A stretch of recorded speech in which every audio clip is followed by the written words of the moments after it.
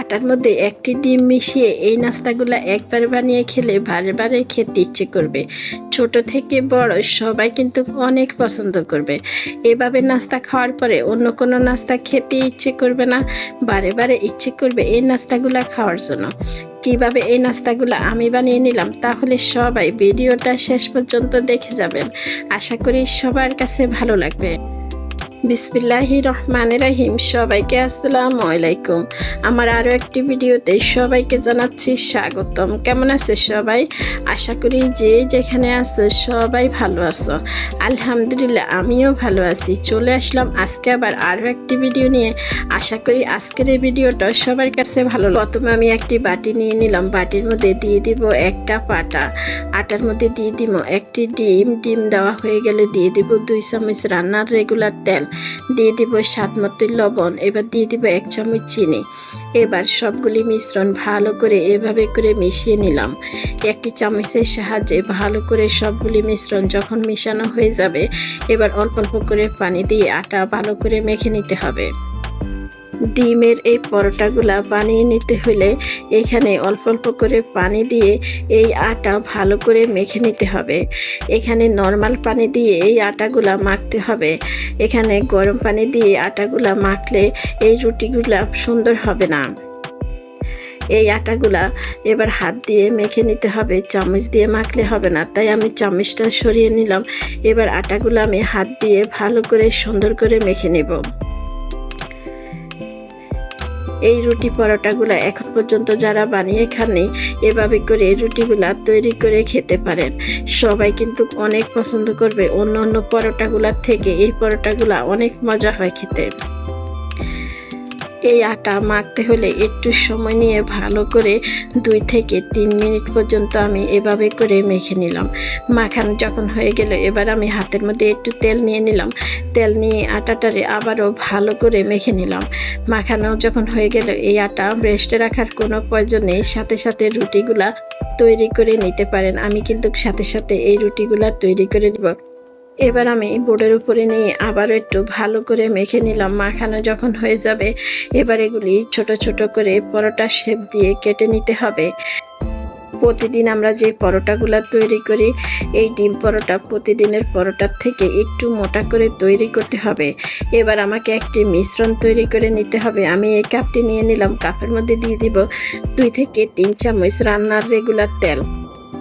2 থেকে 3 চামচ তেল নেওয়া হয়ে গেলে তেলের মধ্যে দিয়ে দেব 1 চামচ আটা। এবার আটা তেলের মধ্যে ভালো করে এভাবে করে মিশিয়ে নিতে হবে।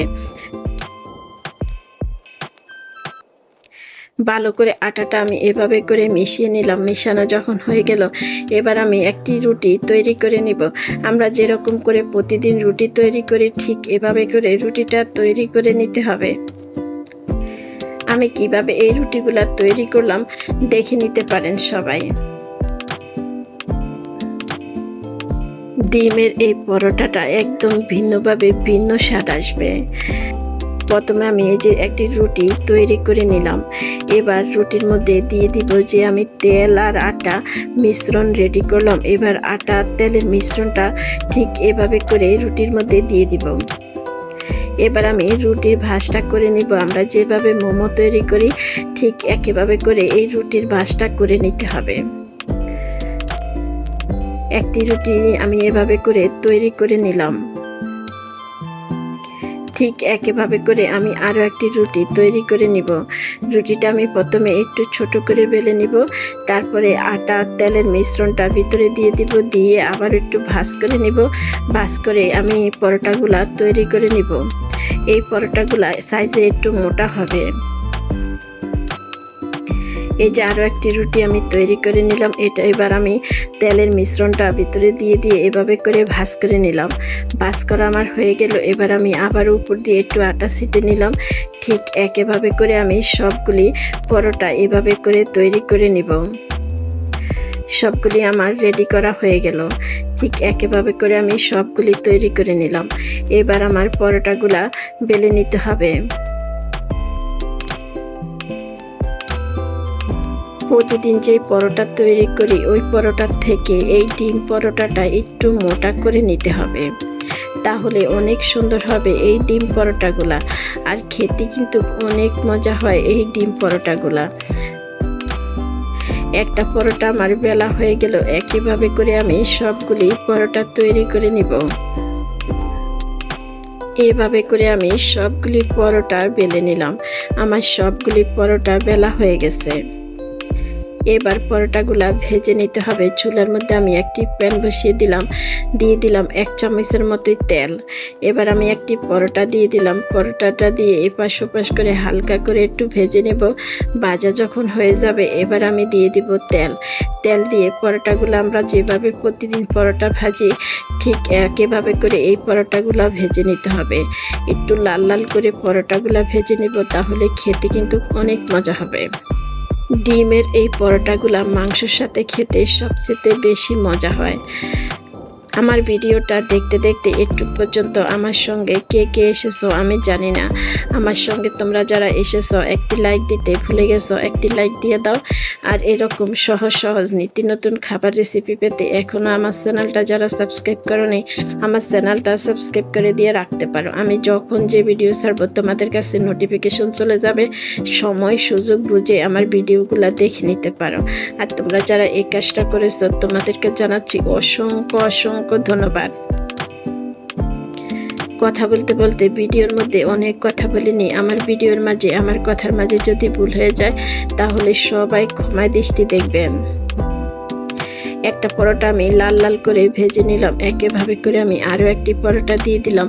প্রথমে আমি অল্প করে একটু তেল দিয়ে দিব। তেল দিয়ে একটি পরোটা দিয়ে দিব। এপাশ ওপাশ করে ভাজা যখন হয়ে যাবে এবার তেল দিয়ে পরোটাগুলা ভেজে নিতে হবে। খুবই সুন্দর পরোটাগুলো দেখতে আর খেতে কিন্তু অনেক মজা হয়। এভাবে করে একবার পরোটা বানিয়ে দেখতে পারেন। ডিম পরোটা কে কে খেয়েছেন কমেন্টে জানিয়ে যেতে পারেন। খুব সুন্দর করে লাল লাল করে পরোটাগুলো ভাজা আমার হয়ে গেছে। পরোটার সাথে খাওয়ার জন্য এখানে আমি মুরগি ভেজে নিতেছি। আমার 2 ছেলে মেয়ে এভাবে মুরগি খেতে সবচেয়ে বেশি পছন্দ করে। এই মুরগিটা সব রকম মশলা দিয়ে মুরগিটা 10 মিনিট রেস্টে রেখে দিই।